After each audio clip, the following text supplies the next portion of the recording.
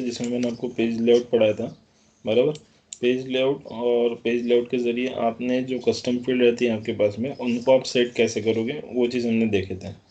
तो आज का जो सेशन है उस सेशन में मैं आपको फील्ड डिपेंडेंसीज करके एक कंसेप्ट अपना उसे बताने जा रहा हूँ।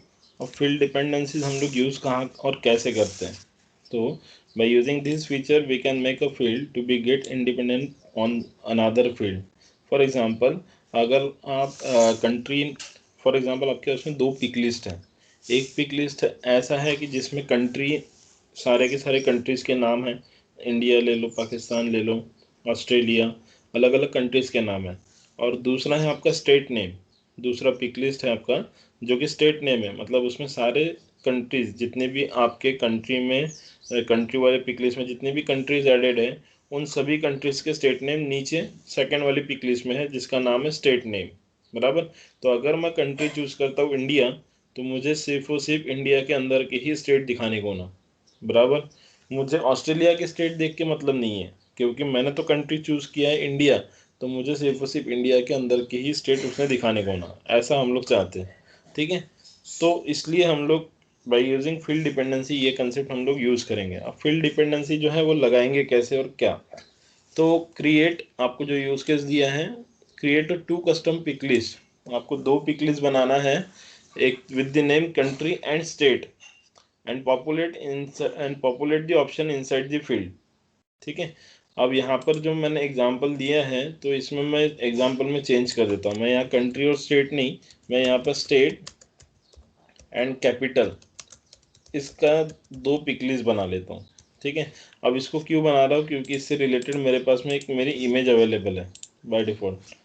तो वो इमेज आपको शो कर देता हूँ मैं, आपको आइडिया क्लियर हो जाएगा क्या एग्जैक्टली मुझे परफॉर्म करना है।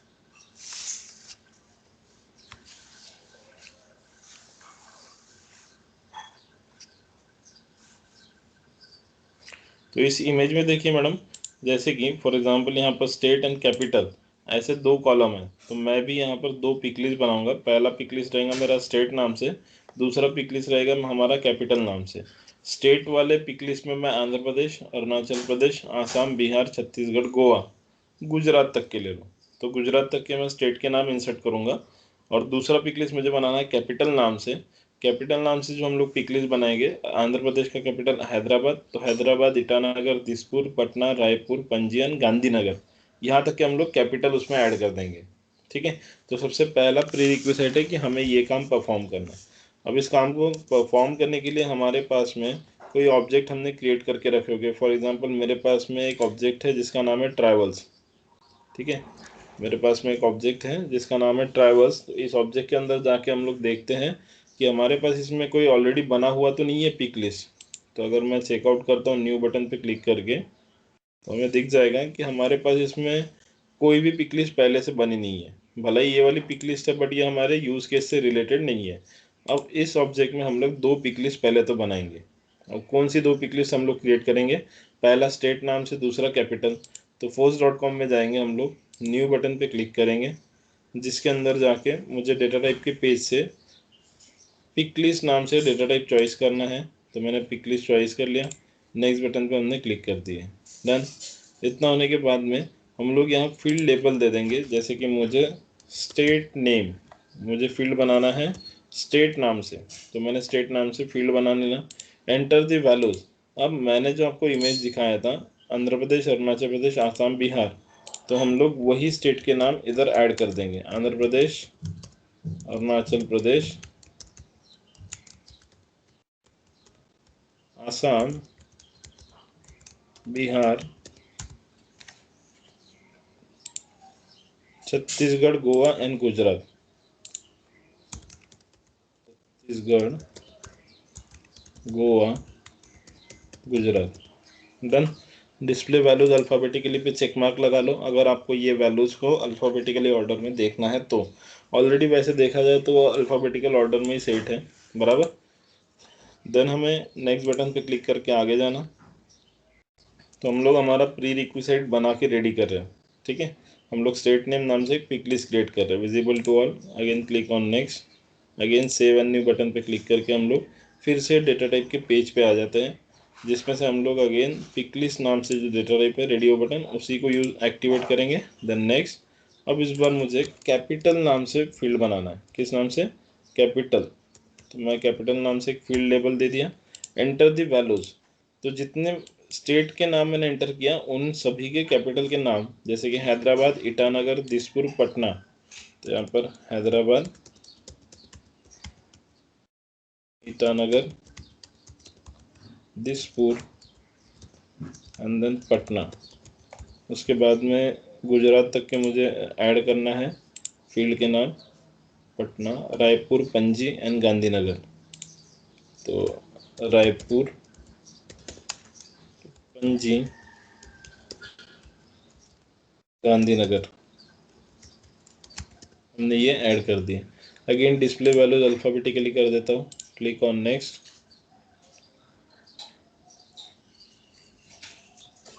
Visible to all, again click on next, then आप इसको सेव कर दोगे। तो अब आप चले जाओ अपने ऑब्जेक्ट में। आपका ऑब्जेक्ट जो कि था ट्राइवल नाम से, इस ऑब्जेक्ट के अंदर आपने टोटल 2 पिक लिस्ट ऐड किया, पहला स्टेट नाम से, दूसरा कैपिटल नाम से। बट अभी हो क्या रहा है कि अगर आप स्टेट में से फॉर एग्जांपल छत्तीसगढ़ लेते हैं, तो छत्तीसगढ़ का जो राजधानी है, कैपिटल है, वो है रायपुर। तो आपको सिर्फ रायपुर देखने को ना कैपिटल में। तो मैंने छत्तीसगढ़ जैसे ही चूज़ किया, तो कैपिटल में आप देखोगे तो आपको सारे के सारे कैपिटल दिखेंगे। आपको सिर्फ रायपुर ही नहीं दिख रहा, आपको सारे कैपिटल दिखाई दे रहे हैं।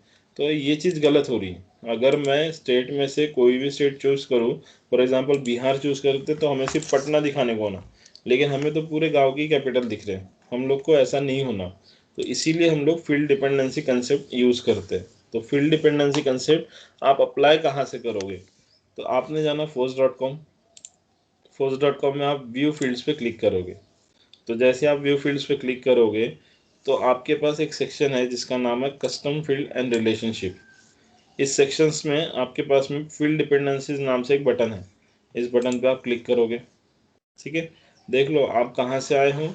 आप force.com के जरिए व्यू फील्ड्स पे क्लिक किए, कस्टम फील्ड एंड रिलेशनशिप में फील्ड डिपेंडेंसीज वाला बटन था, जिस पे आपने क्लिक किए।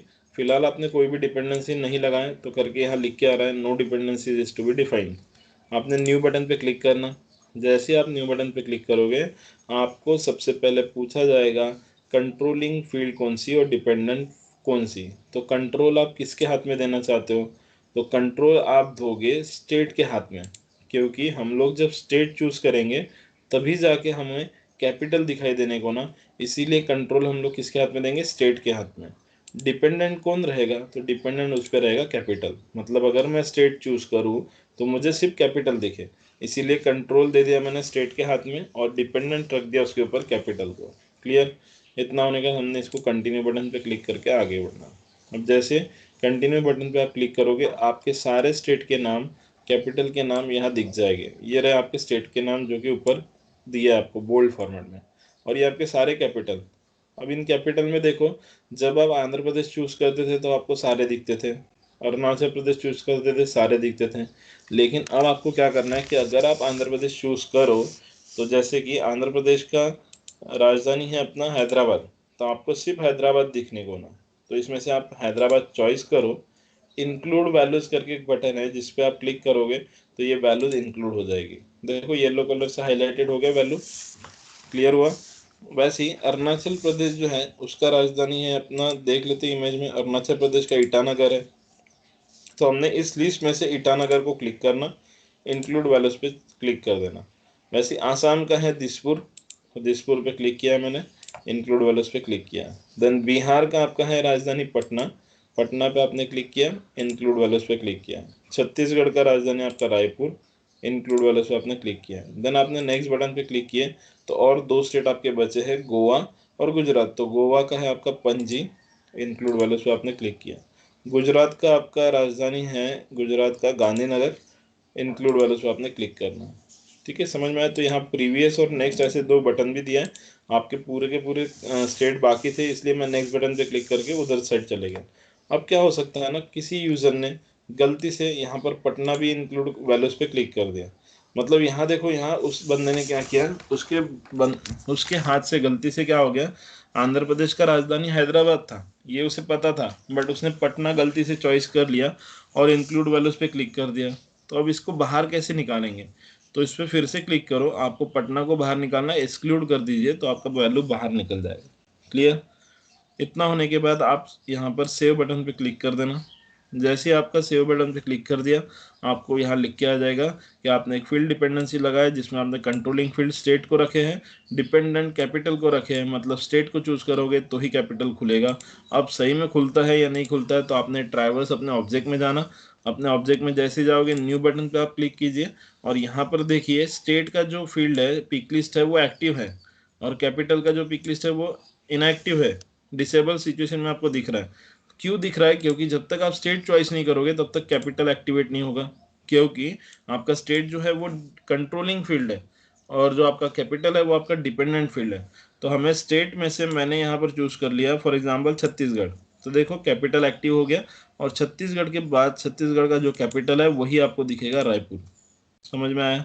वैसे अगर आप कोई भी स्टेट चॉइस करो, बिहार ले लो, आपको इधर सिर्फ पटना दिखेगा, आप गोवा ले लो, आपको सिर्फ पणजी दिखेगा। पहले ऐसा नहीं हो रहा था, फील्ड डिपेंडेंसी लगाने के पहले मैं अगर गोवा भी चूज करा तो मेरे को सारे स्टेट दिखाई दे रहे थे, बराबर। तो इसीलिए हम लोग ने यहाँ पर फील्ड डिपेंडेंसीज लगा दिए। क्लियर हुआ? कंसेप्ट क्लियर हुआ मैडम आपको? इतना स्टेप समझा?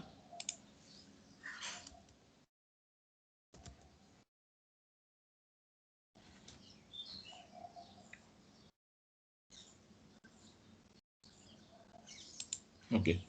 तो हम लोग जाते हैं अपने न्यू कंसेप्ट पे। अब ये रहा फील्ड डिपेंडेंसी। अब आपके लिए यूज केस है मैम, आपको यूज केस क्या सॉल्व करना है, मेरे तरफ से मैं आपको एक यूज केस दे रहा हूँ, उसे आपने परफॉर्म करना। यूज केस है आपके पास में, फॉर एग्जांपल आप कंट्री नाम से पहला पिक लिस्ट डिजाइन करोगे, उसके अंदर उस कंट्रीज के रहेंगे स्टेट, उसके बाद में आपका जो तीसरा पिक लिस्ट रहेगा वो रहेगा सिटी नाम से। ठीक है? मतलब आपको कंट्री नाम से पहला पिक लिस्ट बनाना है, कंट्रीज में कंट्रीज के नाम रहेंगे। कंट्री अगर चॉइस करते हो इंडिया, तो इंडिया के अंदर के स्टेट आपको दिखाई देंगे। फॉर एग्जांपल इंडिया के अंदर के स्टेट में से आपने अगर महाराष्ट्र चॉइस कर लिया, तो महाराष्ट्र के अंदर से आपको सिटी नेम दिखेगा नागपुर। क्लियर? समझ में आया? तो ये आपका एग्जाम्पल है जिसे आपने सॉल्व करना है पिक लिस्ट के फॉर्म में, मतलब फील्ड डिपेंडेंसीज आपको इस पे लगाना है। मैं लगता है तो ये आपके चार्ट हिस्ट्री में डाल देता हूँ। ठीक है, चलो। तो नेक्स्ट एग्जांपल हम लोग लेते हैं फील्ड हिस्ट्री ट्रैकिंग। तो आपकी जो फील्ड आप बनाते हो उसकी हिस्ट्री आप ट्रैक कैसे करोगे? क्लियर? तो इसको परफॉर्म करने के लिए मैंने यहाँ पर नेविगेशंस दिया है बाकायदा। अब हिस्ट्री को ट्रैक क्यों किया जाता? By using this feature we can track the history of the field values.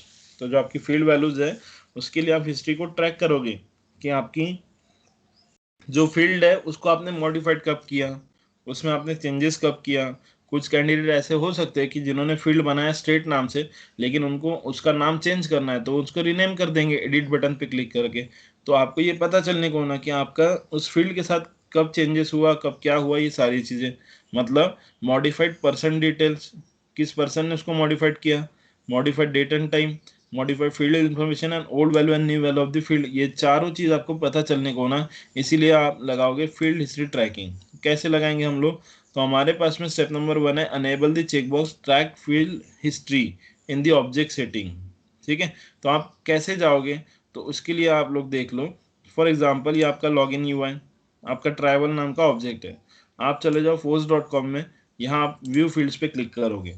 तो जैसे आपने व्यू फील्ड्स पे क्लिक किया, आप आओगे कस्टम फील्ड एंड रिलेशनशिप वाले सेक्शन में, जिसमें आपको फील्ड डिपेंडेंसीज के जस्ट बाजू में एक बटन दिया है सेट हिस्ट्री ट्रैकिंग। ठीक है? तो सेट हिस्ट्री ट्रैकिंग बटन पे आपने क्लिक करना। जैसे ही आप सेट हिस्ट्री ट्रैकिंग बटन पे क्लिक करोगे, आपको उस ऑब्जेक्ट के अंदर जितनी भी फील्ड आपने बना के रखे हो उन फील्ड के नाम दिखेंगे। आप चाहते हो कि सर ये सारे फील्ड के नाम का हिस्ट्री हम लोग चेकआउट करना चाहते हैं कि अगर इन फील्ड्स को कोई चेंजेस करता है तो डेट एंड टाइम, पर्सन का नाम, कौन इसको चेंज करना है, वो मुझे सारा कुछ पता चलने को ना। इसीलिए आपने सारे फील्ड पे चेक मार्क लगा लिया एंड आपने सेव बटन पे क्लिक कर दिया। तो जैसे आपने सेव बटन पे क्लिक कर लिए, तो देखिए आपका जो फील्ड हिस्ट्री ट्रैकिंग वाला जो कॉलम है, ट्रैक हिस्ट्री वाला जो कॉलम है, उसमें बाकायदा आपको यहाँ पर पूरा दिखाएगा, राइट टिक मार्क लगे हुए हैं, मतलब इसको चेंज किया है। किस पर्सन ने चेंज किया? मॉडिफाइड बाय ये उसका पर्सन का नाम, डेट, टाइम पूरा लिख के आएगा। अगर आप इसके साथ में कुछ एडिट डिलीट ऑपरेशन भी परफॉर्म करते हो तो यहाँ पर फील्ड के सामने बाकायदा लिख के आएगा कि आपने इस समय इसको चेंज किए, एडिट किए, ऐसा सारा कुछ आपको दिखेगा। समझ में आया? क्लियर हुआ मैडम? इतना चीज समझा, हिस्ट्री को ट्रैक कैसे करोगे आप? क्लियर?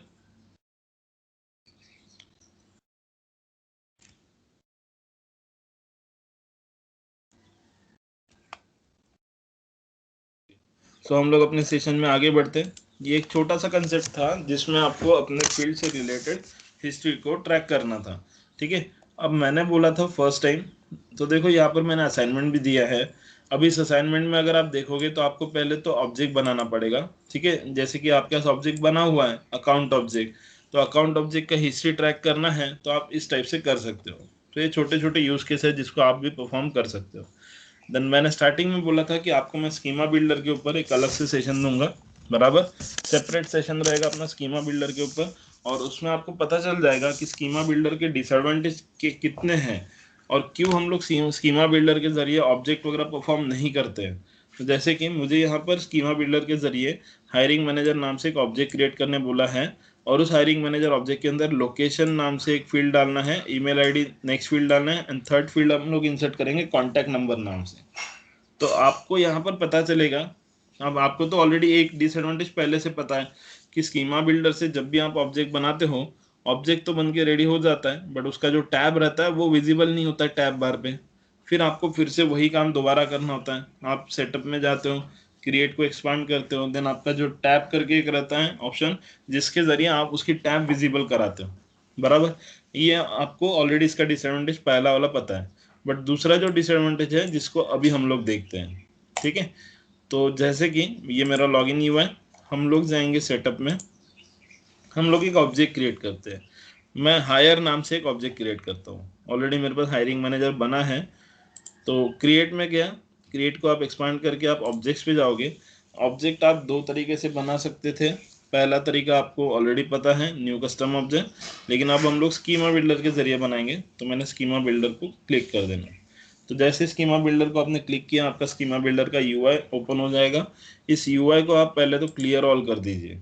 ठीक है, जैसे आपने क्लियर ऑल कर दिया, आपके पास एलिमेंट और ऑब्जेक्ट ऐसे दो टैब है लेफ्ट हैंड साइड में। आपने एलिमेंट्स पे क्लिक करना।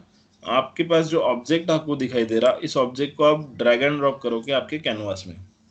अब आपने ऑब्जेक्ट को कैनवास पे ड्रैग एंड ड्रॉप किया, लेबल डाल दीजिए। फॉर एग्जांपल मैं यहाँ लेबल डाल देता हूँ हायर, हायर पर्सन। मैं इस नाम से एक ऑब्जेक्ट बना लेता हूँ, हायर पर्सन नाम से मैं एक ऑब्जेक्ट बना लिया।